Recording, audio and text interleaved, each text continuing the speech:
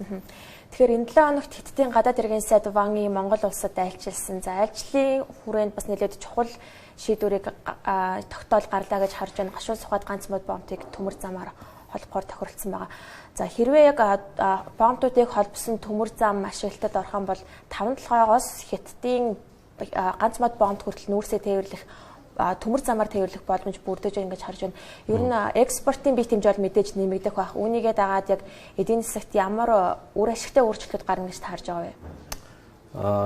Ерөөсөө экспортоор Монгол улс гаднаас олдог орлогын чинь 3.1-ээс бараг тал нь нүүрснээс орж ирсэн шүү дээ. Тийм болохоор шууд утгаараа улсын эдийн засаг тэгээд хүмүүсийн аж амьдралд хүчтэй нөлөөлнө л дөө.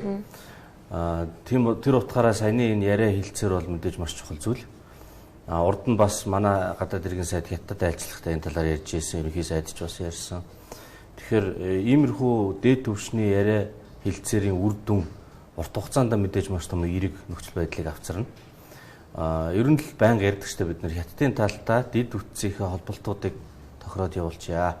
Хоёрдугаарт нь нүүрсний хэмжээг худалдааны хэмжээг ерөнхийд нэг тохирсон юм гэрээ байгуулчаа гэдэг. Энийг хийж чадах юм бол мэдээж Монголд маш хэрэгтэй.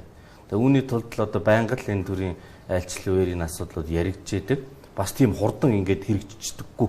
Гэхдээ дахин яриад байх нь бол ач холбогдолтой. Тэгээ саяны энэ дэд түвшний уулзсан дээр басад энийг дахиж яриад тэгээд тодорхой хэмжээний хилцээрийн тохиролцоонд хүрсэн нь бол ач холбогдолтой.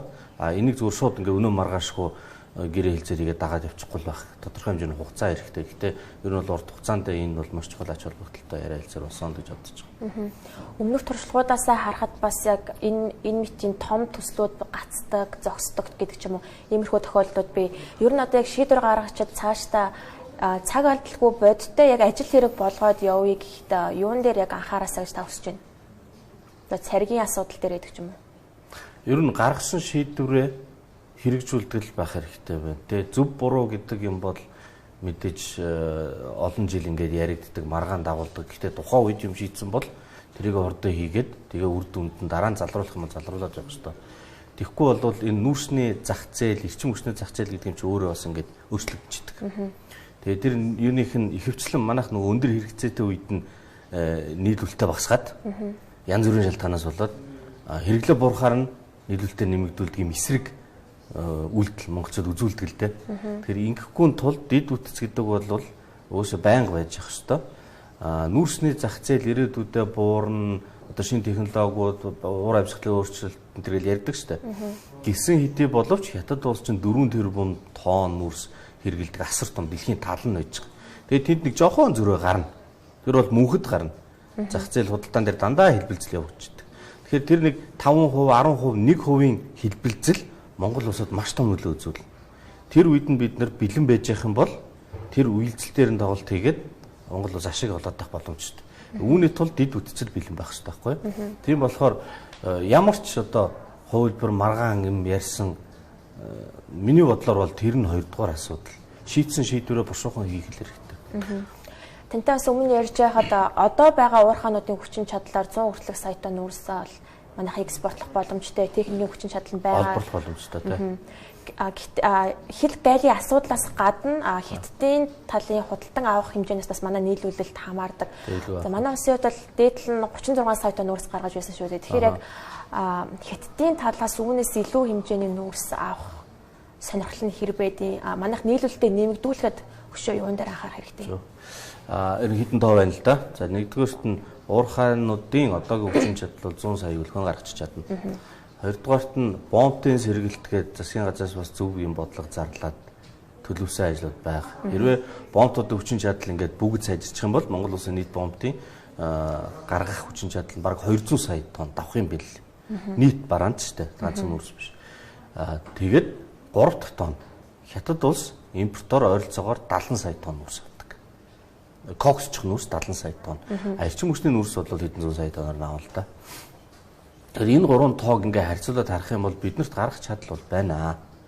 Бомбын хүчин чадлыг Хятадын импортоос авч байгаас илүү өндөр гаргах нь ямар ач холбогдолтой вэ гэхээр чинь байнга жигд ажиллахгүй шүү дээ. Яг өндөр хэрэгцээтэй үед нь илүү их гаргана.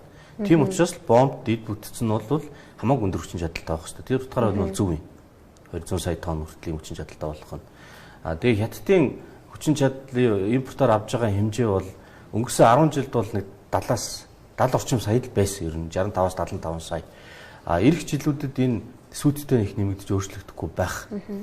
Гэхдээ бас энэ олон улсын нөхцөл байдал маш хурдтай өөрчлөгдөд нь шүү дээ. Дайн дажин болж байна те. Энтэй холбоотойгоор нэмэгдхийг үгүйсэхгүй. 100 сая тонн болохыг үгүйсэхгүй тийм ээ. Тэгэхээр 100 сая тонн болоход Монгол улс бэлэн байхын тулд дэд үтцэл байж байгаа хэрэгтэй. Ерөнхийдөө энэ нүүрсний одоо өнгөрсөн 2 жил ковидын том асуудал байна. Ковидтэй холбоотой уурхаануудын үйл ажиллагаа доголдсон, олон улсын худалдаа саадсан тийм ээ. Дараагаар нь энэ олон улсын хямрал дайн байлдаанд хүрэж байгаа асуудал. Иннээс болоод нүүрсний хангад нийлүүлэлтэн дээр одоо хомсдол үүсээд үн мөн бол нэлээд их өндөр савлж өссөн. Тэгээ ямар ч юм тодорхой хэмжээний дараа нэг цочролд ороод ингээд тогтворчдөг. Тодорхой хугацаанд. Энэ хугацаа нь одоо буцаад болж гэнэ үү гэж харагдаад байна. Ягаад тэгэхээр нөгөө нүүрсний айхтар хөөсрөөд исэн үн чинь одоо буурч кокс нүүрсний үн. Тэгээ хятадын зах зээл дээр буурж байгаа шууд дэлхийд нөлөөлнө. Ягаад гэвэл хятад чинь тал нь баггүй. Тэгээ энэ утгаараа нөгөө баланс нь юу гэхээр зэрэг Оросууд одоо дөнгөж саяхан 2 хоногийн өмнө Европын холбоо Оросын нүүрс ч ерөөсөө Европын холбоороо дийлэнх нь явдаг. Тэр хориг нь хэрэгжээд эхэлсэн. Оросын нүүрс одоо Европ явахгүй.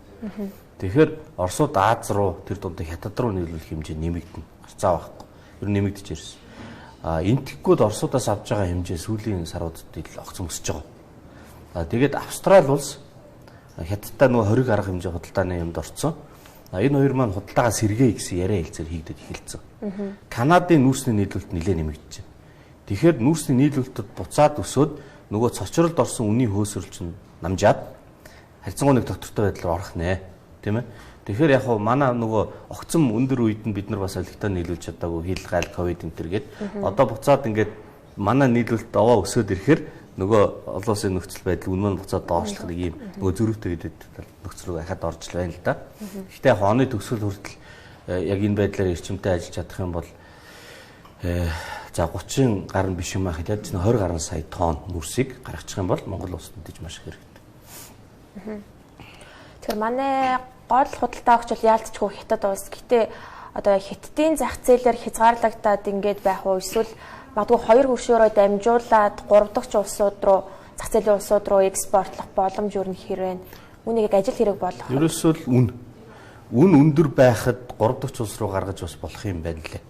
Яг янз бүрийн тооцоонууд байдаг. Оросын алс дорнодоор хятадын данжинаар экспортлно гэсэн. Тэгээд тээврийн зай маш хол. Тэгээд Оросын талтаа ч нөгөө 60% юм хөнгөлтийн гэрээтэй хятадаа бас нэг хилцээр энэ хийсэн байдаг. Тэгээ ингээд бодохоор үнэн өртөг нь бол ойролцоод ус тийм байна лээ. Гэхдээ кокс нүүрсний үн их өндөр байхад л хэрэгжиж болохоор юм асуудал. Одоо буцаад үн уучаар зэрэг дахиад энэ боломжгүй болчихж байгаа. Тэгэхээр сувгаа нээгээд дэд үтц байж хахад үнийн өөрчлөлтөн дээр л ерөөсөн монголчууд хурдан ийм тоглолт хийдэг байх урт хугацаанд хэрэгтэй юм билээ. Тэрнээс биш ингээд байнга доктортой явна гэхэд бол манайх ингээд зах зээл дэлхийн зах зээлээс тусгаарлагдсан ийм улсын хувьд бол ер нь олон улсын урт хугацааны доктортой гэрээ энтер гэдэг бол жоохон хэцүү. Ялангуяа үнэн дээр хэмжээ бол бас байж болно тий. За үүнээс гадна нэлээд удаан хугацаанд маргаан дагуулсан амнатын асуудал дээр бас шийдэл олгож нүүрсний стандартыг шинжилсэн байгаа. Төрлийг нь бол нэмэгдүүлж тогтоосон. Таны хувьд энэ дээр ямар байр суурьтай яг хэр асуудлыг шийдэж чадсан гарц болсон гэж харж байна? Зах зээлийн бодит байдлаас хит өндөр үнээр жишээг үн тогтоогоод тэндээс нөөцийн төлбөр авчгаар нөгөө аж ахуйн нэгжүүд чинь хэцүү үед санхүүгийн дарамтанд ороод хоёрдугаарт нөгөө муу чанарын нүүрсийг доод чанарын ангиллын нүүрсийг олборлолтоо зогсоогоод тэгээд тэндээс олох төсөв төлөвлөгөөнд тийг болох жишээ тий. Иймэрхүү сөрөг үр дүнгууд нэлээд хурцаар тавигдсан л да. Тэгээд энэ талаар их яриа хилцээр болсон. Тэгээд энэ төрийн байгууллага гэдэг маань энэ салбарыг манлайлж байгаа ялангуяа улуурхай үнд үйлдвэр яам ашиглалт газрын тосны газар эдгээр чинь одоо төр аж ахуйн нэгж гэдэг юм хоёр талтай зүйл бол биш. Энэ салбараа яаж зөв эрүүл ажиллуулах вэ гэдэг те. Энэ талаараа бас нэлээд мэрэгжлийн байдлаар уян хатан асуудалд хандаж ойлголцтойгоор ингэж ярьж явж ирлээ л да. Тэгээ энэний үр дүнд ямар ч ихний үр дүнгууд нь бол гарлаа. Мэдээж шууд төгс төгөлдөр юм гэж байх уу. Гэхдээ юу гарсан гэхээр зэрэг нүүрсний ангиллыг бид шинчилж баталсан. Түүнтэй холбоотой нөгөө үн тогтоохдоо олон төрлийн нүүрсэн дээр үн тогтоож байгаа. Урд нь яасан бэ гэхээр коксдгүй нүүрсгээл нэг ерөнхий Тэгээд тэрийг ингээд салах юм бол нэг 11 хүртэл салж болохоор гэтээ нэг 3 4 хүн ангилалтай. Тэгэхээр зэрэг муу чанарын нүүрсэн дээр аваачаад өндөр төлбөр тавьчихдаг.